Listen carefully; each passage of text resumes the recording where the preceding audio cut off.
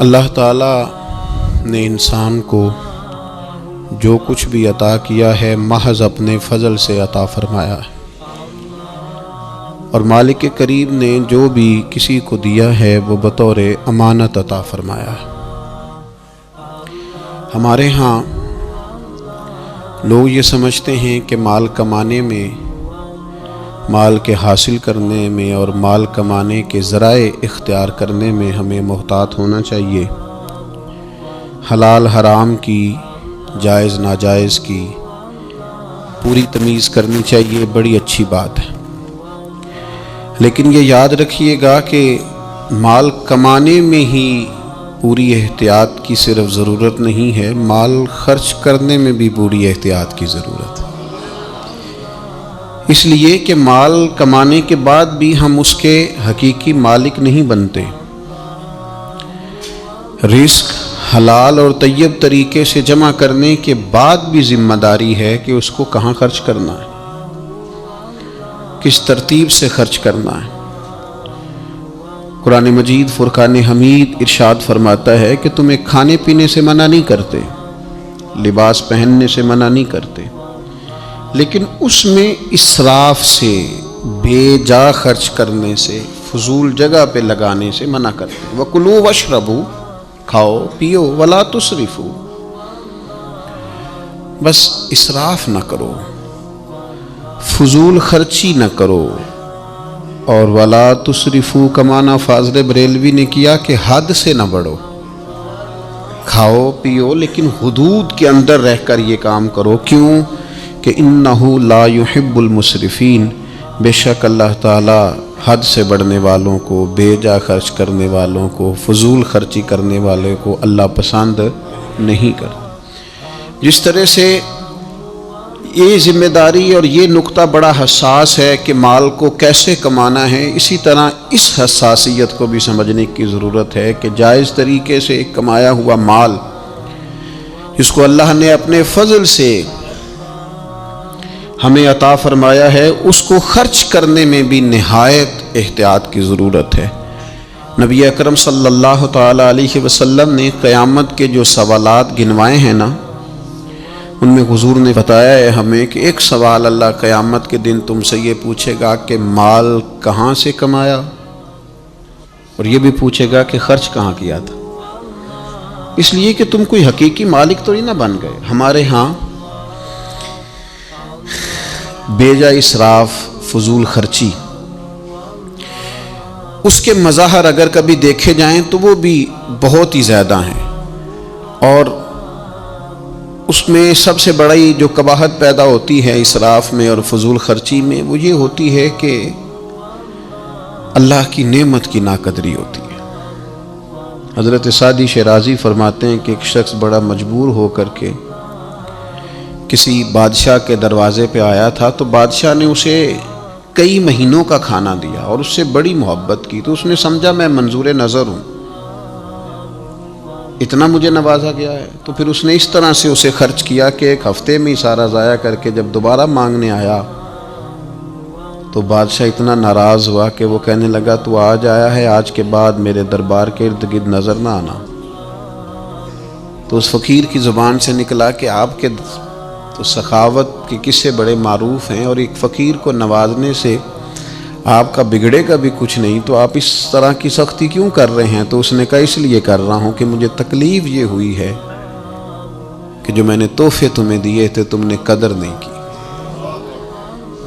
تم نے اس مال کو اس طرح ضائع کیا ہے اور اس طرح ہوا میں بکھیر دیا ہے۔ ڈھیر سارے لوگ ہیں اللہ تعالیٰ انہیں وسعت عطا کرتا ہے، وہ سمجھتے ہیں ہمارا حق تھا، ہمیں ملنا ہی چاہیے تھا۔ اللہ تعالیٰ انہیں گنجائش دیتا ہے، ان کو اللہ تعالیٰ نوازتا ہے، لیکن وہ سمجھتے ہیں کہ یہ میرا بنتا تھا، مجھے ملنا ہی چاہیے تھا۔ اس کا نقصان کیا ہوتا ہے کہ اللہ کی نعمت کی ناقدری، ناشکری ہوتی۔ قرآن مجید کا یہ اسلوب نرالا ہے، قرآن حکیم کا یہ انداز انوکھا ہے کہ قرآن مجید نے ارشاد فرمایا کہ ان المبذرین کانوا اخوان الشیاطین، فرمایا بے شک فضول خرچی کرنے والے شیطان کے بھائی ہیں۔ کیوں؟ اس لیے کہ وَكَانَ الشَّيْطَانُ لِرَبِّهِ كَفُورًا، فرمایا بے شک شیطان اپنے رب کا بڑا ہی ناشکرا ہے۔ معنی کیا ہے؟ علماء فرماتے ہیں کہ یہ جو ہے نا کہا کہ یہ شیطان کے بھائی ہیں اور شیطان ناشکرا ہے، اس کا مطلب یہ ہے کہ یہ جو اللہ کی دی ہوئی نعمت کی ناقدری کر رہے ہیں نا، یہ بھی گویا اسی طرز پر چل رہے ہیں جس طرز پر شیطان چلتا ہے، ناشکری کر رہے ہیں، ناقدری کر رہے ہیں۔ ہمارے ہاں جن لوگوں کو اللہ تعالیٰ وسعت عطا کرتا ہے، گنجائش دیتا ہے، وہ خیال ہی نہیں کرتے، وہ لحاظ ہی نہیں کرتے۔ وہ کہتے ہیں او جناب میں نے بچوں سے کہا ہے تم نے پرواہ نہیں کرنی، آپ نے غلط کہا ہے بچوں سے۔ میں نے کہا فکر نہیں کرنی، آپ نے غلط کہا ہے اپنے بچوں سے۔ میں نے کہہ دیا ہے چھوٹے بھائی سے کہ میرے ہوتے ہوئے ٹینشن لینے کی ضرورت نہیں، میاں آپ نے زیادتی کی چھوٹے بھائی کے ساتھ۔ میں نے کہا ہے آپ بات کریں پیسوں کی فکر نہ کریں، غلط کیا آپ نے۔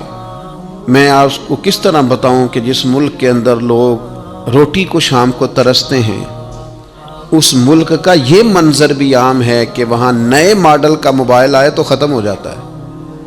جس ملک میں لوگ دوائیوں کے لیے زکوٰۃ کے فارم فل کرتے پھرتے ہیں کہ مجھے یونین کونسل والے لکھ دیں کہ میں زکوٰۃ کا مستحق ہوں اور میں کسی ہاسپٹل میں جا کے جمع کرا کے اپنا علاج کرا لوں، اس ملک کا یہ منظر بھی ہے کہ لوگ ذرا گاڑی تھوڑی پہلے لینے کے لیے نئے ماڈل کی 4 لاکھ روپیہ زیادہ بھی دے دیتے ہیں کہ مجھے ذرا جلدی گاڑی چاہیے۔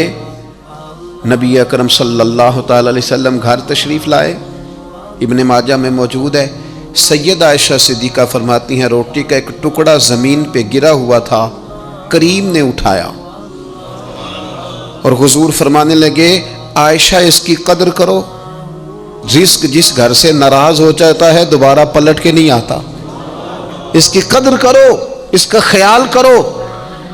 کوڑے دانوں کے اندر بھر دیے روٹیاں اور کوڑے دانوں کے اندر بھر دیا تم نے سالن اور کوڑے دانوں کے اندر بھر دیے تم نے پھل اور مٹھائیاں۔ بے قدرہ نے قدر نہ کیتی خوب تسلی ہو۔ اور میرے عزیز اپنی زندگی میں چیزوں کی قدر کرنا سیکھیں، انسانوں کی قدر کرنا سیکھیں، اپنوں کی قدر کرنا سیکھیں۔ فرمایا یہ جو ناشکری کرنے والے ہیں یہ شیطان کے بھائی ہیں اور شیطان اپنے رب کا ناشکرا ہے۔ کتنا زور لگاتے ہیں لوگ آج ہماری آمدن بڑھنی چاہیے، 10,000 کماتا ہوں تو 15 ہو جائے، 15,000 کماتا ہوں تو اس کا 20 ہو جائے، اور 20 والا کہتا ہے 50 ہو جائے۔ سارا زور لوگ آمدن پہ، آمدن بڑھانے کے ذرائع پہ، نئے سے نئے بزنس پہ۔ میں چھوٹا آدمی ہوں لیکن یہ کتاب و سنت کے بہت سارے ارشادات پڑھنے کے بعد میں اس نتیجے پہ پہنچا ہوں کہ اصل فن مال کمانا نہیں، اصل فن تو اس کو لگانا ہے۔ اصل فن تو اس بندے کا ہے جو اپنے وسائل کے اندر رہ کر اپنا بچن متعین کرتا ہے۔ یہ اصل فن ہے کہ آپ اس محدود دائرہ کار کے اندر۔ میں نے اپنے ابا جی سے ایک بات سنی تو مجھے بڑی یاد رہ گئی۔ میرے والد صاحب کہا کرتے تھے پتر دولت مند ہون دی تیری ضرورت ہی نہیں، بہت زیادہ پیسہ ہونا تو اتنا مسئلہ ہی نہیں، بنگلے کار کوٹھیاں بہت ساری چیزیں۔ وہ کہا کرتے تھے بس پتر یہ دعا منگو بوے تے کوئی قرض لین والا نہ کھلوتا ہوئے، بس جس بندے نے دینا نہیں نہ کسی کا کچھ وہ بندہ سکون میں۔ آپ کے ذمہ قرض نہیں، آپ یقین کریں وہ ان کی بات ایسی ذہن پہ بیٹھ گئی کہ واقعی اگر کبھی آپ نے کسی کا کچھ دینا ہو، کیا فرمایا نبی پاک نے؟ حضور فرماتے مقروض قیدی ہوتا ہے، یہ بیچارہ قیدی ہوتا ہے۔ فرمایا قرض دینا ہوتا ہے تو لوگ جھوٹ بھی بولتے ہیں، اوپر نیچے پیسے ہے نہیں اور مانگنے والا اصرار کر رہا ہے تو کیا کہا جائے گا؟ تو کہا کرتے تھے کہ اگر آپ نے کسی کا کچھ دینا نہیں، آپ کے وسائل اور ضروریات روٹین میں مینج ہو رہی ہیں، تو اگر پیسے جمع نہیں بھی ہو رہے تو آپ خوش قسمت آدمی ہیں، اس لیے کہ آپ کے ذمہ قرضہ۔ تو میرے بھائی یہ اصل حسن ہے زندگی کا۔ لیکن میں نے دیکھا ہے کچھ لوگ خوب سے خوب تر کی تلاش میں رہتے ہیں، بڑی زبردست اسکیم لڑاتے ہیں۔ وہ کہتے ہیں میں 300 بندے کا ولیمے پہ کھانا پکانا ہے اور 300 بندے کا سارا ٹوٹل کھانا ہی قرض اٹھا کے پکانا ہے، پھر اس کے بعد انہوں نے مینج کیا ہوا ہوتا ہے کہ وہ 300 جو آئے گا وہ سلامی بھی تو دے گا نا، تو لہذا اس طرح کر کے وہ مینج کریں گے، وہ کوئی نہیں مینج ہوتا۔ پھر وہ ایک دن شادی ہوتی ہے اور 4 سال قرضہ اترتا ہے۔ کس نے آپ کو مجبور کیا؟ نبی پاک علیہ السلام نے تو فرمایا برکت والا نکاح ہی وہ ہوتا ہے جو نکاح کرنا آسان ہو، اس میں دشواری کوئی نہ ہو۔ اپنے اخراجات کو، اپنے معاملات کو مینج کرنا اور اس ترتیب سے اسے سیٹ رکھنا کہ جس میں کسی قسم کی کوئی دشواری نہ آئے۔ میں آپ کی خدمت میں ایک بات عرض کروں کہ دنیا میں صرف ضروریات پوری کریں، خواہشات نہیں۔ ہمارے دو قسم کے خرچے ہیں، ایک خرچے ہیں ضروریات کے اور ایک ہمارے اخراجات ہیں ہماری خواہشات کے۔ ہماری ضرورت ہے کہ 2 وقت روٹی ملے اور ہماری خواہش ہے کہ ذرا فاسٹ فوڈ بھی کبھی ہو جائے نا ساتھ، یہ ہماری خواہش ہے۔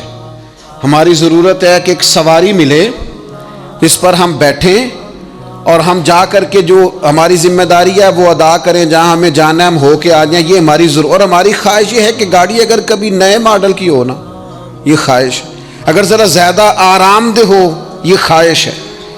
ایک ہے ہماری ضرورت یہ ہے کہ گھر ہونا چاہیے، گرمی سردی سے بچائے، پردہ پوشی ہو، پختہ ہو، بار بار اس میں چیزیں گرتی نہ ہوں، چھت سے مٹی نہ ٹپکتی ہو، وہ بچوں کے لیے محفوظ ہو، بس ٹھیک ہے، یہ ضرورت ہے۔ اور خواہش یہ ہے کہ کبھی کسی بڑی سوسائٹی میں ہو جائے نا، کبھی اس کے سامنے کوئی کنال کا لان بھی ہو جائے نا، کبھی ایک کونے میں گیراج بنا ہوا ہو نا، 4 گاڑیاں بھی کھڑی ہو جائیں، یہ کیا ہے؟ یہ خواہش ہے۔ اور ایک کونے میں کبھی 2-4 جھولے پڑے ہوئے ہو نا، اور اگر تھوڑا سا کہیں پانی کا تالاب بھی میسر آ جائے تو غوطہ زنی کرنے میں بھی، یہ خواہشات ہیں۔ یاد رکھنا، دنیا میں ضروریات پوری کرو اور جائز طریقے سے پوری کرو، خواہشات انشاءاللہ اللہ قیامت میں جنت میں ساری پوری فرما دے گا۔ جہاں آپ ضروریات کی حد تک وقت گزاریں، جب جنت میں جائیں گے تو رب فرماتا ہے وَلَكُمْ فِيهَا مَا تَشْتَهِي أَنفُسُكُمْ، فرمایا جنت میں تمہیں وہ ملے گا جو تم چاہو گے، ہر خواہش تمہاری پوری کر دی جائے گی۔ لیکن یہاں صرف ضروریات تک رہو، یہاں خواہشات تک۔ میں بڑے درد سے عرض کروں گا، کبھی کبھی ملک سے باہر جاتا ہوں، پردیسیوں کی حالت دیکھی نہیں جاتی، ان کے دکھ سنے نہیں جاتے، ان کی آزمائشیں بڑی انوکھی ہیں۔ اور دنیا میں ہر کمیونٹی، ہر قوم ایک دوسرے کو سپورٹ کرتی ہے، ہمیں پاکستانیوں کو پتہ نہیں کس طرح کا بنا دیا گیا ہے، ہم جہاں بھی ہوتے ہیں ایک دوسرے کی مخالفت ہی کرتے ہیں۔ کسی ملک میں بھی چلے جائیں ہم نے لڑنا ہے، وہ خدا کے بندے قومیں تو ایک دوسرے کو سپورٹ کرتی ہیں کہ یہ میرے قوم کا ہے، اور آپ ایک تو یہ ہے کہ قوم کے ہیں، اور سب سے بڑی بات یہ ہے کہ رسول اللہ کے غلام ہیں، تو آپ کی تو سوچیں یکجا ہونی چاہیے تھی۔ بڑی سخت گیر حالت ہے بعض پردیسیوں کی، باہر جانے والے سارے لوگ سیٹ نہیں ہوتے، چند فیصد ہوں گے جن کا معاملہ ٹھیک ہو جاتا ہوگا، ورنہ بڑی تکلیف میں ہیں لوگ۔ لیکن جب غور کیا جاتا ہے نا، بہت سارے لوگوں کو، سب کو تو نہیں لیکن ایک ڈھیر ساری تعداد ایسی ہے جو ضروریات کے لیے نہیں گئی، خواہشات کے لیے گئی۔ پیچھے خواہشات وسیع تھیں، ان وسیع خواہشات کی تکمیل کے لیے لوگوں نے دیس چھوڑا اور پردیس چلے گئے۔ تھوڑا سا چیزوں کو مینج کریں اور اپنی ضروریات کو سمجھیں۔ نبی اکرم صلی اللہ تعالی علیہ وآلہ وسلم نے کھانا کھانے کی اجازت دی، لیکن کھانے میں غیر محتاط ہونے سے منع فرمایا۔ بخاری مسلم میں موجود ہے، حضور فرماتے ہیں کھانا اتنا کھاؤ بس جتنا تمہاری کمر سیدھی کرنے کے لیے کافی ہے، چند لقمے کافی ہیں۔ اور فرمایا بڑا دل کرے نا پیٹ بھر کے کھانے کو تو پھر بھی کھانے کے 3 حصے کرو، ایک میں ہوا ہو، ایک میں پانی ہو، اور صرف تیسرے میں کھانا ہو، ضرورت سے زیادہ نہیں۔ ہمارے ہاں جناب کھانے کا معاملہ بہتر سے بہتر ہوٹل اور بہتر سے بہتر غذا اور جناب لذات کی دنیا، اور جناب آج یہ پک رہا ہے اور ریسیپی نہیں آ گئی اور مسالہ جات بن گئے اور کتابیں چھپ گئی، اور صبح سے شام تک سوائے کھانے پینے کے، آنے جانے کے، کس شہر میں کون سا ہوٹل کہاں ہے اور وہاں کون سی چیز اچھی پکتی ہے، یعنی 70 کلومیٹر کا سفر طے ہو رہا ہے ہوٹل تلاش کرنے کے لیے۔ او خدا کے بندے، تو کھانے پینے آیا دنیا میں؟ یہ کھانے پینے والا معاملہ تو قیامت میں ہوگا۔ وَأُتُوا بِهِ مُتَشَابِهًا، اللہ فرماتے ہیں ملتے جلتے پھل دوں گا لیکن ذائقے نرالے ہی ہوں گے ان کے۔ وہ جنت میں ملیں گے وہ کھانا اور جی بھر کے کھانا اور مرضی کرنا، یہاں فقط کھانے پینے آئے۔ اور بعض لوگ ایسے ہیں جن کے کپڑے پرانے نہیں ہوتے، ان کا ڈیزائن بدل جاتا ہے، مجھے بتائیے شادیوں پہ جو لباس بنتے ہیں، لاکھوں کی جو خریداری ہوتی ہے، وہ کپڑے میرے خیال ہے زیادہ سے زیادہ ایک دفعہ ڈالے جاتے ہیں، اس کے بعد کوئی بندہ ڈھونڈا جاتا ہے جو ہم سے وصول کر لینا کبھی 60,000 کا جوڑا، 90,000 کا جوڑا۔ ناراض نہ ہونا، امیر کوئی نہ کوئی ایک آدھ رسم چھوڑ دیتے ہیں، غریب آدمی ایک رسم بھی نہیں چھوڑتا، جتنا مرضی ادھار پکڑنا پڑے اس نے ایک بھی نہیں چھوڑ دی، ساری پوری کر دی، ٹوٹل ادھر سے اٹھاؤ ادھر سے اٹھاؤ، لیکن ٹوٹل پوری کر دی، جتنی یہ قبیلے کی ہے، یہ برادری کی ہے، یہ علاقے کی ہے، یہ فلاں نے کہا۔ کن چکروں میں الجھ گئے؟ ملبوسات تو ضرورت کے لیے ہوتے ہیں، لیکن الماری میں گنجائش کوئی نہیں کپڑے مزید رکھنے کی۔ لیکن لوگ ہیں کہ بازاروں کا سفر چھوڑ ہی نہیں رہے، آ رہے ہیں جا رہے ہیں، آ رہے ہیں جا رہے ہیں۔ میں اکثر کہتا ہوں 15 دن کا عمرہ کرنے جو لوگ جاتے ہیں، اگر 15 دن کے عمرے کے اندر وہ 60 کلو سامان کی خریداری کریں اور کہیں کہ وہ جناب 46 کلو تو ایئر لائن نے کہا تھا اور 15 کلو اب آپ میرا 2 کلو رکھ لیں گے، آپ میرا 3 کلو رکھ لیں گے۔ بازار گھومنے آئے، یہاں تجارتیں کرنے آئے ہو، اللہ کے گھر میں حاضری دو جس کام کے لیے آئے ہو۔ دعائیں مانگ مانگ کے یہ موقع ملا اور سارا وقت بازاروں میں گزار دیا۔ اتنی خریداریاں ہو رہی ہیں، اتنا کچھ ہو رہا ہے، ملبوسات پہ ملبوسات، کپڑوں پہ کپڑے۔ خدا را کہیں آپ رکیں، ضرورت کے لیے آپ لیں چیزیں، منع کوئی نہیں کرتا۔ اور پھر وہ کپڑے خریدنے بھی کس لیے؟ لوگوں کو دکھانے کے لیے۔ مسجد میں بعض لوگ آتے ہیں تو وہ لباس اس طرح کا نہیں پہنتے جس طرح کا انہیں پہننا چاہیے۔ امام اعظم ابو حنیفہ رحمۃ اللہ علیہ 2000 دینار کا جوڑا بنوایا امام صاحب نے۔ تو لوگوں نے کہا حضور اتنا مہنگا جوڑا یہ کیا کریں گے؟ فرمایا یہ پہن کے تہجد پڑھا کروں گا۔ حضور کیا مطلب؟ فرمایا تم اچھے لباس پہن کے لوگوں کے سامنے جاتے ہو، میں سونا لباس پہن کے رب کی بارگاہ میں حاضری دوں گا اللہ کے حضور۔ 2000 دی امام اسماعیل حقی نے تفسیر روح البیان میں اس کو لکھا ہے، 2000 کا لباس پہن کے تہجد کی نماز پڑھتے۔ کس کو دکھانے کے لیے کپڑے پہن رہے؟ جو دیکھ کے چہرہ ادھر کر رہے ہیں، کہتے ہیں بڑے دیکھے ہیں، یہ تو میں نے پرانا بھی کر دیا ڈیزائن جو آپ نے لیا ہے۔ تو اپنے مزاج میں، لہجے میں، طبیعت میں، اور پھر اسی طرح کا معاملہ مکانات کے ساتھ ہے۔ نبی کریم علیہ السلام تو بڑے بڑے بلند و بالا مکانات کو پسند ہی نہیں کرتے تھے، حضور نے تو نہیں پسند فرمایا، سادہ گھر میں رہنا پسند۔ لباس کے معاملے میں نبی پاک علیہ السلام نے فرمایا جس نے دنیا میں شہرت کا لباس پہنا اللہ اسے آگ کا لباس پہنائے گا قیامت کے دن۔ کیوں آپ دکھاوے کا لباس پہنتے ہیں؟ صرف لوگوں کو پتہ چل جائے کہ میرے پاس ذرا انوکھا انداز ہے، تصنع کے لیے، بناوٹ کے لیے، ریاکاری کے لیے۔ تو یاد رکھیے گا کہ نبی اکرم صلی اللہ تعالی علیہ وسلم نے اسراف سے، فضول خرچی سے، بلا وجہ بعض جگہوں پہ پیسہ خرچ کرنے سے منع کیا۔ میں دیکھتا ہوں کہ میں نے آپ سے پہلے معذرت لے لی ہے کہ اگر آپ ناراض نہ ہوں تو بعض باتیں ایسی ہوتی ہیں جو اگرچہ بڑی درست ہوتی ہیں لیکن وقتی طور پر وہ تھوڑا محسوس ہوتا ہے کہ شاید جملہ ثقیل ہو گیا ہے، تو چلو خوگر حمد سے تھوڑا سا گلہ بھی سن لے۔ امیر کئی دفعہ اتنے نہیں بگڑتے جتنے امیر زادے بگڑ جاتے ہیں، پیر کئی دفعہ اتنے نہیں بگڑتے جتنے پیر صاحب زادے اور پیر زادے اور فلاں صاحب یہ بگڑ جاتے ہیں۔ امیر صاحب نے پیسہ کمایا ٹھیک ہے، لیکن ان کے بچوں کا جو ذہن بن جاتا ہے نا کہ اوہو ہم تو بڑے امیر ہوتے ہیں، وہ سب سے زیادہ ناکام اس وقت ثابت ہوتے ہیں کہ جب وہ اپنے بچوں کو اعلیٰ پیسہ دینے میں تو کامیاب ہوئے لیکن اعلیٰ افکار دینے میں ناکام رہ گئے، ان کی سوچوں کو مضبوط نہیں کر سکے، وہ طے نہیں کر کے دے سکے کہ بیٹا سادہ طرز زندگی بڑا اعلیٰ ہوتا ہے۔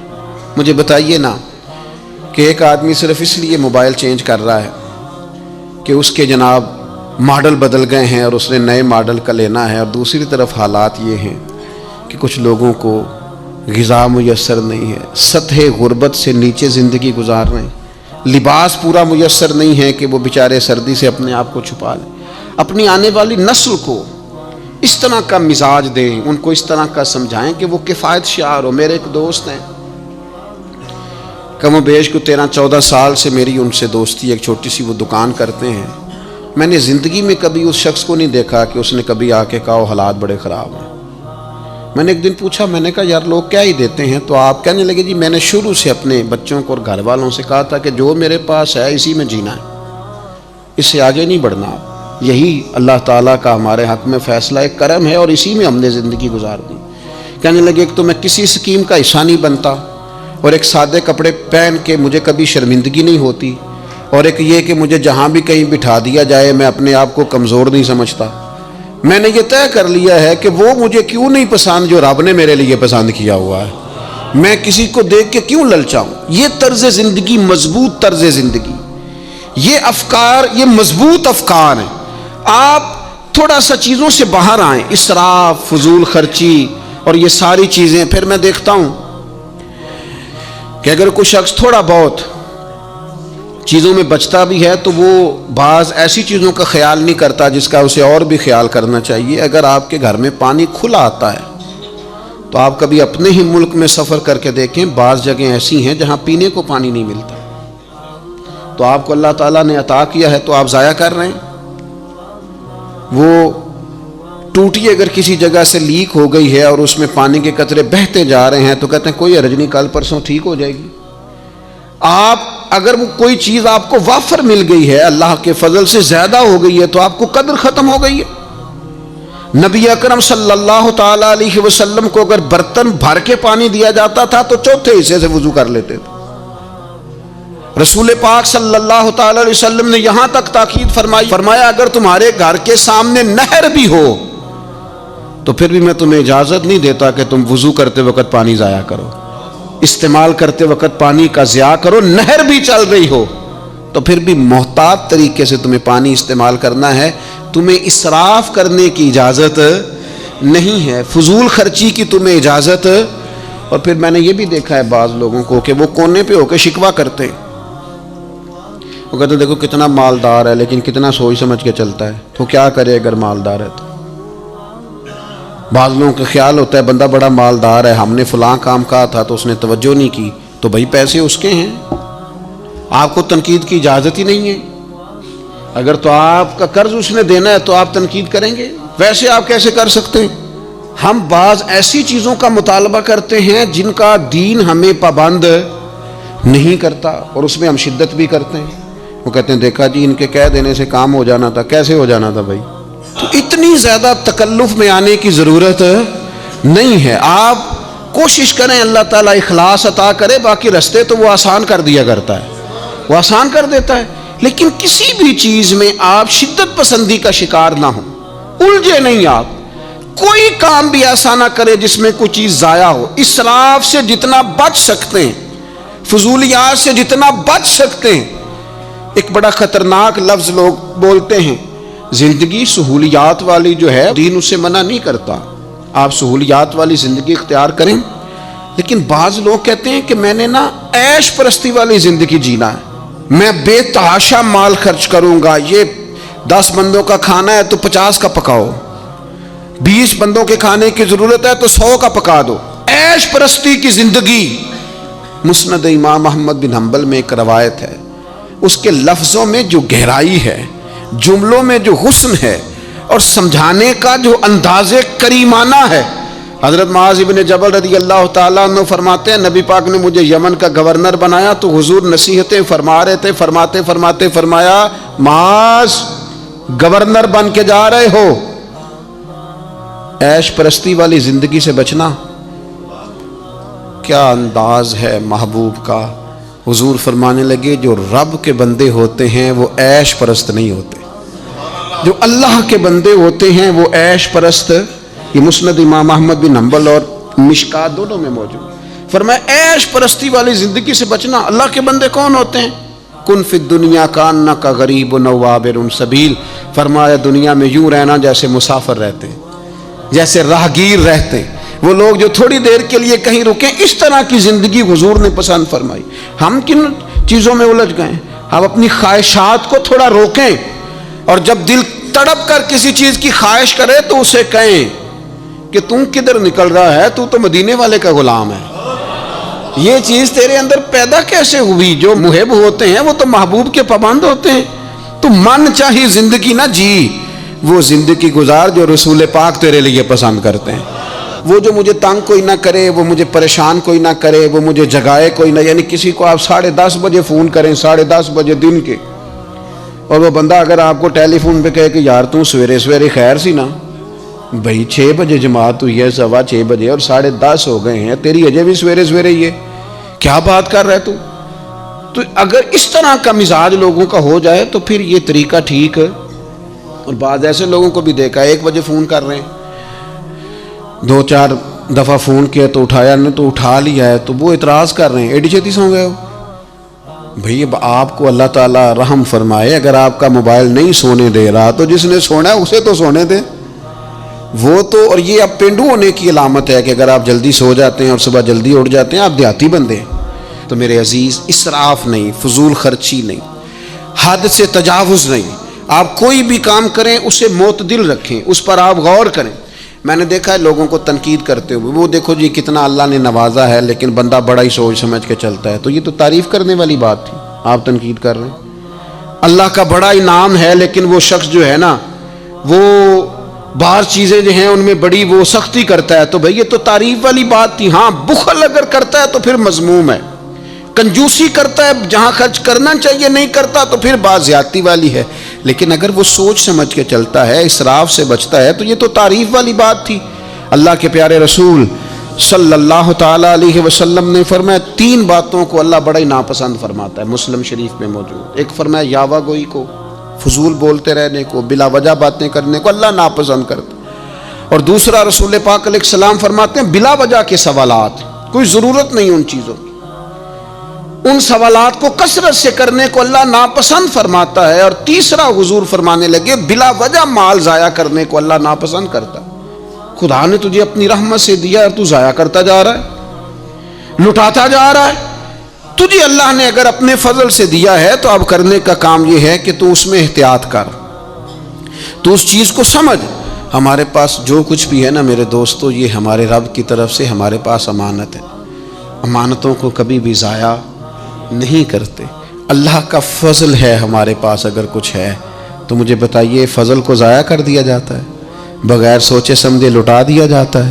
ہاں اگر آپ راہ خدا میں سخاوت کریں، اللہ کی رضا کے لیے غریب پر مسکین پر خرچ کریں، اللہ کے کمزور بندوں پر خرچ کریں، تو پھر نبی پاک علیہ السلام نے حضرت اسماء سے کہا تھا تو رب کے رستے میں بغیر گننے کے دے، اللہ بھی تجھے بغیر گننے کے عطا فرمائے۔ لیکن اپنی ذاتیات پر فضولیات کا دروازہ کھولنا اور بلا وجہ لٹاتے جانا، خرچ کرتے جانا۔ میرے ایک دوست ہیں، وہ بڑی زبردست بات کیا کرتے ہیں ہمارے ایک تیسرے دوست کے بارے میں۔ وہ کہا کرتے ہیں یہ ہمارا سنگی جو ہے نا، اس کو کبھی کہنا کہ راہ خدا میں فلاں کام کرنا ہے تو کہتا ہے یار دعا کر آج کل ہاتھ بڑا تانگ ہے، لیکن کہتے ہیں اگر اس کو میں یہ بتاؤں نا فلانی جگہ پلاٹ سستا مل رہا ہے تو پھر اس کا ہاتھ بڑی جلدی کشادہ ہو جاتا ہے۔ اور اگر اسے میں کہوں نا کہ وہ فلاں جگہ ایک چیز میسر آ رہی ہے اور ذرا تیرے والی ہے اور نرخ بڑے سستے ہیں، تیرا کام بن جائے گا، تو یہ آسانی میں آ جاتا ہے۔ تو آپ کوشش فرمائیں کہ اسراف اور بالخصوص آنے والی نسل کو اس کا پیغام ضرور دیں کہ عیش پرستی والی زندگی، عیش کوشی والی زندگی۔ مجھے بتائیے ایک شخص کہتا ہے میں نے بہت کھانا ہے، تو کتنا کو کھا لے گا؟ 100 روٹیاں کھا سکتا ہے ایک وقت میں؟ کیا کر لے گا مثلا؟ تو اپنی زندگی کو اسی دائرے کے اندر رکھیں جو اللہ تعالیٰ نے ہمیں عطا فرمایا۔ حضرت سیدنا امام جعفر صادق رضی اللہ تعالیٰ عنہ اہل بیت اطہار کا بڑا نام ہے، اور حنفیوں پر اس لیے ان کا بڑا احسان ہے کہ امام اعظم ابو حنیفہ ان کے شاگرد ہیں۔ ہمارے بزرگ فرماتے ہیں کہ اپنے بزرگوں کو ہمیشہ یاد رکھیں، ان کی تعلیمات کو سمجھیں۔ ان کا ذکر صرف برکت کے لیے کر رہا ہوں، امام جعفر صادق کی ایک بات آپ نے یاد رکھنی ہے اور بطور نصیحت اسے اپنانا ہے۔ امام جعفر صادق فرمایا کرتے تھے دنیا کی کسی چیز کی خواہش پیدا کر لینا، لیکن اسے اپنا مقصود نہ بنانا۔ خواہش پیدا ہو گئی کسی عہدے کی، پیسے کی، تو خواہش کسی وقت اگر پیدا ہو بھی جائے تو مذموم نہیں، لیکن اگر رب دے دے تو فضل ہے، نہ دے تو کسی الجھاؤ کا شکار۔ وہ حضرت صاحب تھے نا کرما والا شریف والے، تو وہ دعا پتہ کس طرح مانگتے تھے؟ کہتے تھے یا اللہ جو میں منگیا وہ دے دے، تے جے او بہتر نہیں تے پھر جو تو بہتر سمجھنا وہ کر دے۔ تو امام جعفر صادق رضی اللہ تعالیٰ عنہ فرمایا کرتے تھے طلب پیدا کرنا تو برا نہیں، لیکن اس کو مقصد بنا لینا اور نہ ملنے پر پریشان ہونا یہ مومن کی شان نہیں ہے۔ اللہ ان کے درجات کو بلند کرے۔